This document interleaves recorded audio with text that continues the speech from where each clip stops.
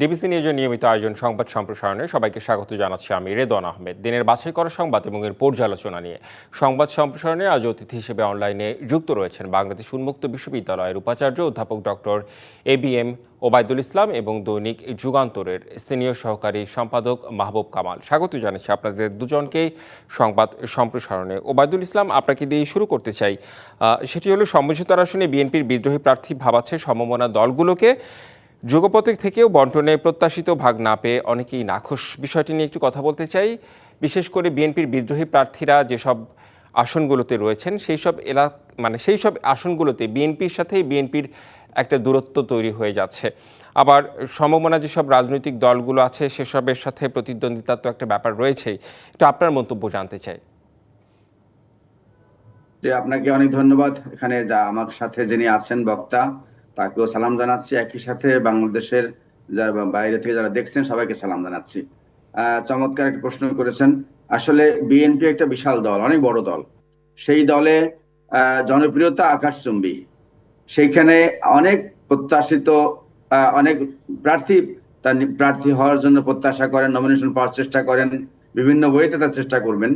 একটা কনস্টিটিউয়েন্সিতে অনেকজন প্রার্থী থাকবে, এটা স্বাভাবিক, কিন্তু সবাইকে খুশি করা সম্ভব না। এই জন্য দলের যিনি প্রার্থী হবেন, দল থেকে যাকে নমিনেশন দেওয়া হবে, তার প্রতি সবারই আমি মনে করি তাদের পক্ষে কাজ করা উচিত।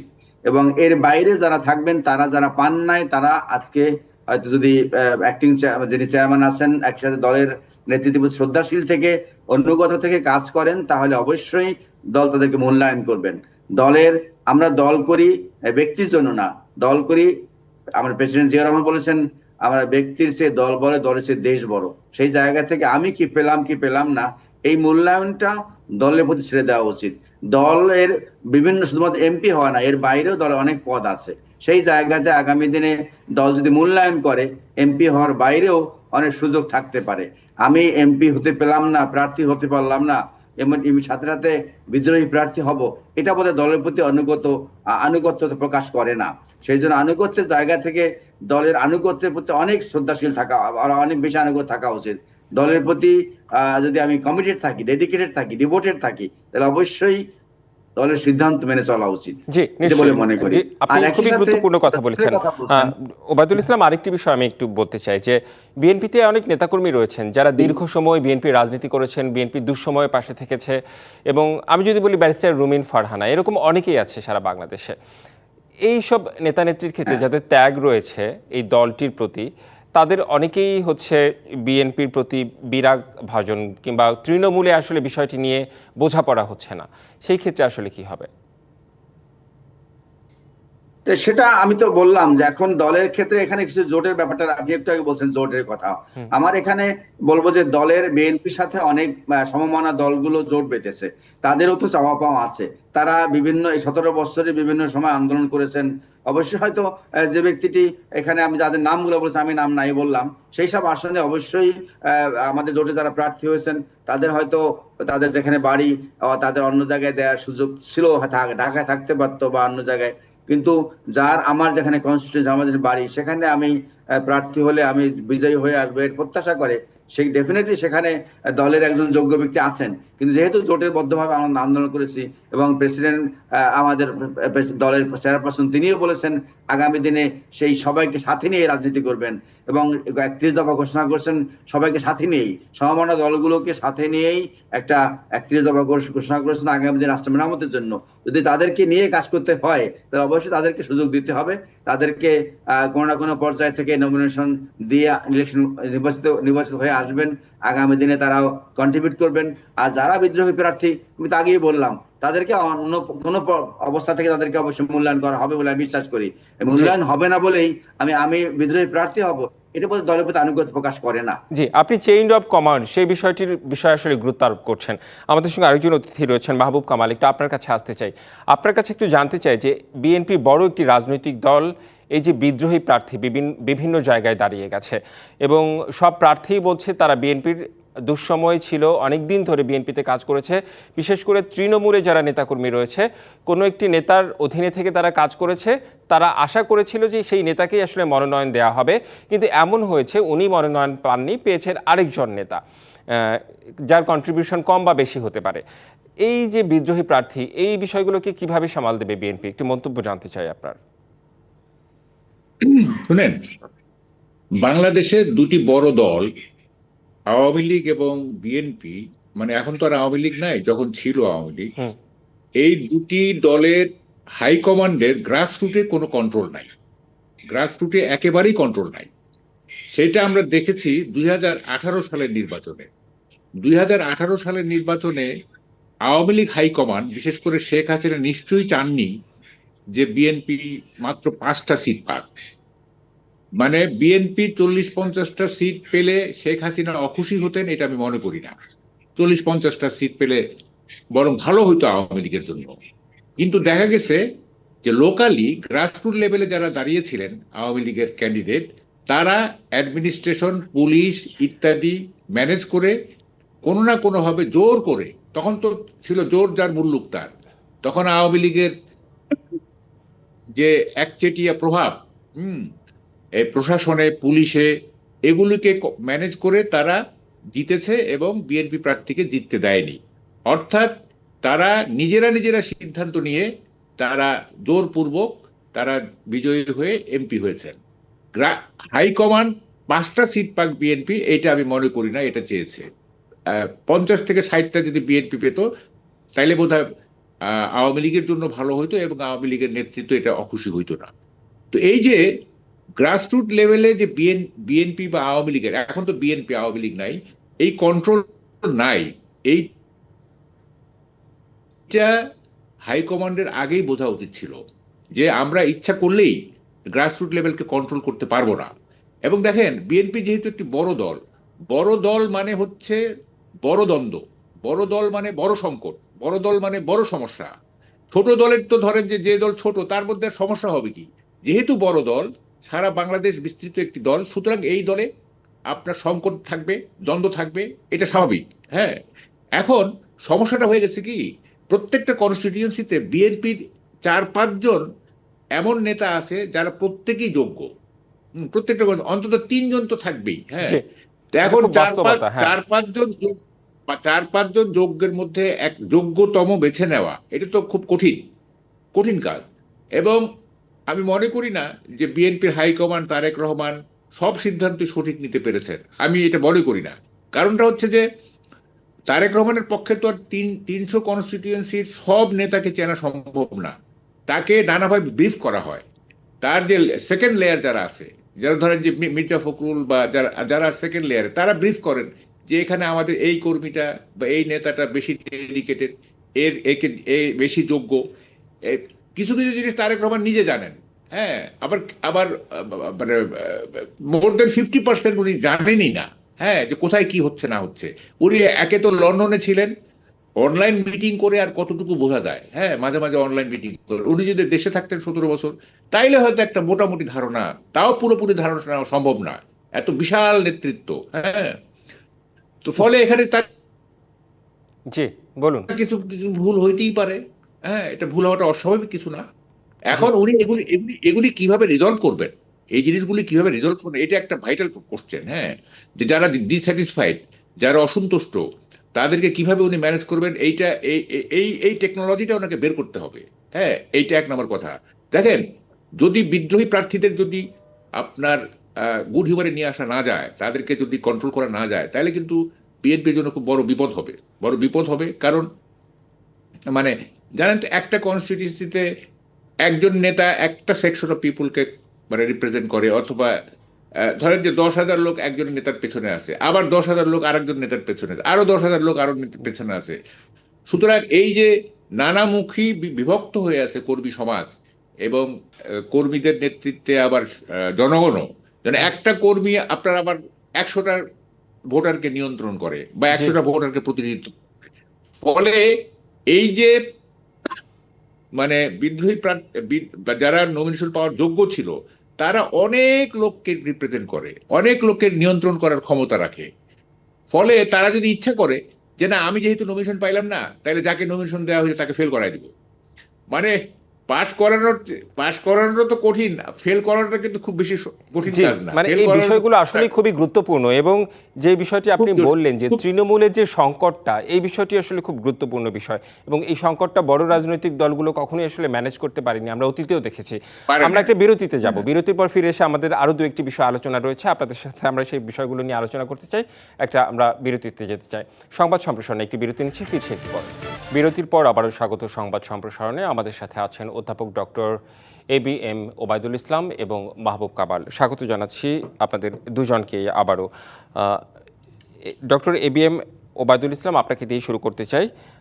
একটি দলের প্রতি পক্ষপাতমূলক আচরণ করছে প্রশাসন, অভিযোগ জামায়াতের। পাতানো নির্বাচনের সংখ্যা লেভেল প্লেইং ফিল্ড তৈরির দাবি, এটা জামায়াত ইসলামের অভিযোগ। কি মন্তব্য করবেন?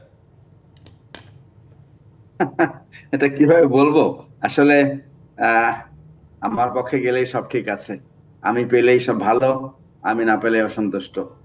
বাংলাদেশের এই গত 1 বছর 3 মাস 4 মাসে আমার জনগণের সবাই বলতো যে আহ, মানে এভাবে বলতো যে বর্তমান তত্ত্বাবধায়ক সরকারের লোকজন তারা বুঝি বিএনপির শত্রু, অন্যদের পক্ষে কাজ করে। এখন তারাই আবার বলতেছে যে নির্বাচন কমিশন অন্য বিশেষ দলের পক্ষে কাজ করে। আমরা তো তা দেখছি না। লেভেল প্লেইং ফিল্ড তৈরি করার জন্য নির্বাচন কমিশন কাজ করে যাচ্ছে নিরলসভাবে। নির্বাচন কমিশনের লোকজনরা কি কেউ কোনো বিশেষ দলের লোক কিনা, এরকম কোনো তথ্য তাদের কাছে আছে কিনা আমার জানা নাই। তবে জনগণের যে ভালোবাসা পাওয়া বা জনগণের সমর্থন পাওয়া, এটা এটা হচ্ছে মূল্যবান কথা। এখন নির্বাচন কমিশন এখন পর্যন্ত এমন কোনো কাজ করে নাই যা কিনা কোনো বিশেষ দলের পক্ষে যাচ্ছে বলে আমি মনে করি। কিন্তু তাদের পক্ষে না গেলেই বোধহয় সমস্যা হয়। নিরপেক্ষ কাজ করলেই বোধহয় এখন ইদানিং সমস্যা দেখা যায়। কেননা আমরা গত 1 বছরে 1.5 বছরে বিভিন্ন জায়গাতে যে সমস্ত পোস্টিং দেখেছি, বিভিন্ন জায়গাতে প্রশাসন বলেন, ডাক্তার বলেন, ইউনিভার্সিটি বলেন, পুলিশ বলেন, সব জায়গায় তো অনেক অনেক অভিযোগ ছিল।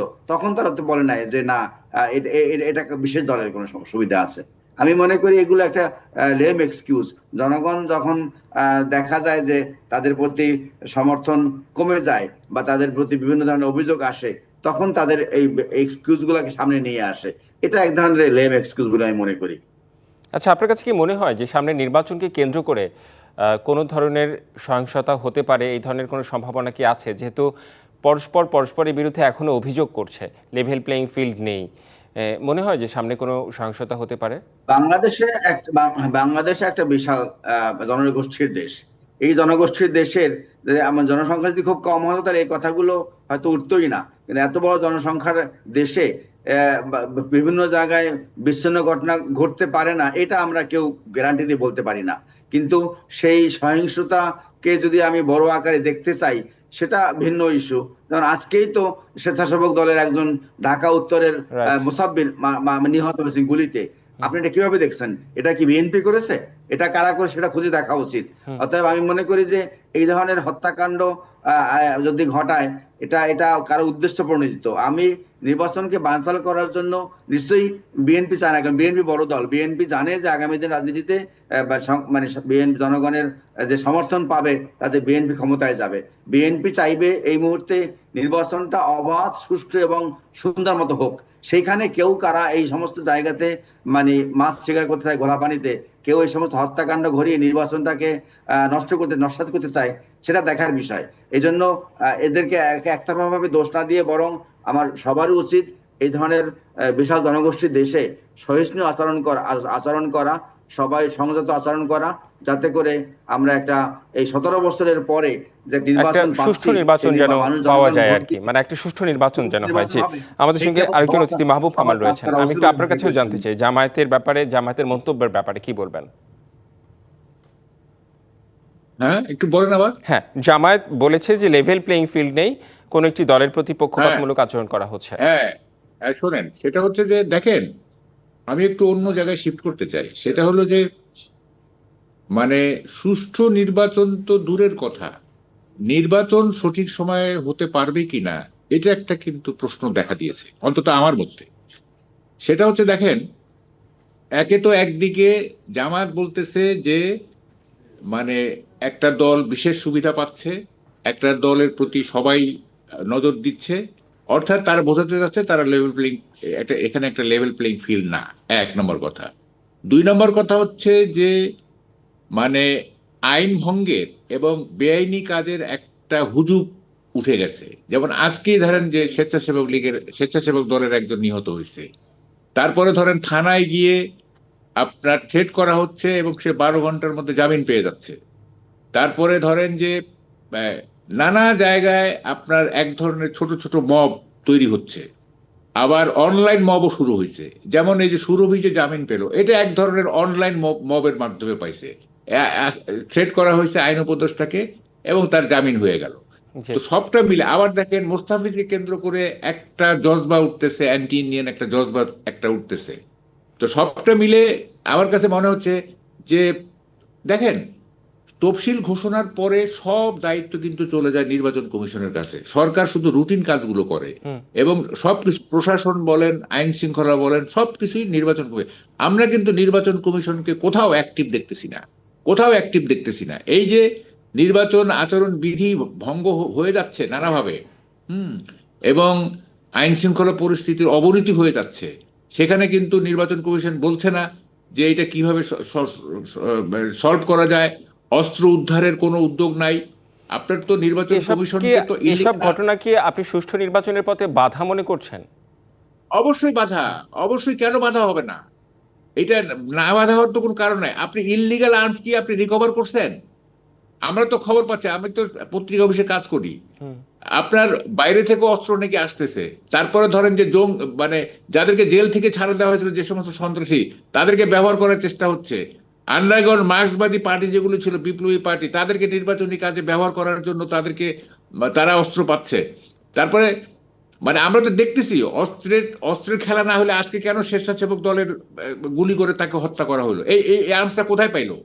আজকে যে স্বেচ্ছাসেবক দলের একজন গুলি খেয়ে মারা গেল, এই আর্মসটা কে কে তার কাছে গেল কিভাবে? এবং আমরা তো দেখতেছি, পরশুদিন একটা ভিডিও দেখলাম, এক আওয়ামী লীগের বাড়িতে ডাকাতি করতে গেছে, ওখানে সবার কাছে অস্ত্র, এবং ওই তার স্ত্রীকে পর্যন্ত তুলে নিয়ে যাওয়ার চেষ্টা করা হচ্ছে। এবং দেখতেছি যে মানে সমস্ত মানে বিদঘুটে চেহারা সব এক একজনের, এবং অস্ত্র দেখা যাচ্ছে। হ্যাঁ, এই যে অস্ত্র মানে সারা দেশব্যাপী যে অস্ত্র আছে, এগুলি কি উদ্ধার করার জন্য নির্বাচন কমিশনের কোনো তাগিদ আছে? আমি তো দেখতেছি নির্বাচন কমিশন মানে কোনো অ্যাক্টই করতেছে না। আর দেখেন, নির্বাচনী যে টেম্পারামেন্ট, সেটাকে আমরা শুধু বিএনপির মধ্যে দেখতেছি। আর বাকি সবার মধ্যে তো আমি নির্বাচনী কোনো টেম্পারামেন্টই দেখতেছি না। জামাতের মধ্যে দেখতেছি না, সরকারের মধ্যে দেখতেছি না, নির্বাচন কমিশনের মধ্যে দেখতেছি না। শুধু দেখতেছি যে বিএনপি একটা জয় জয় করার ভাব।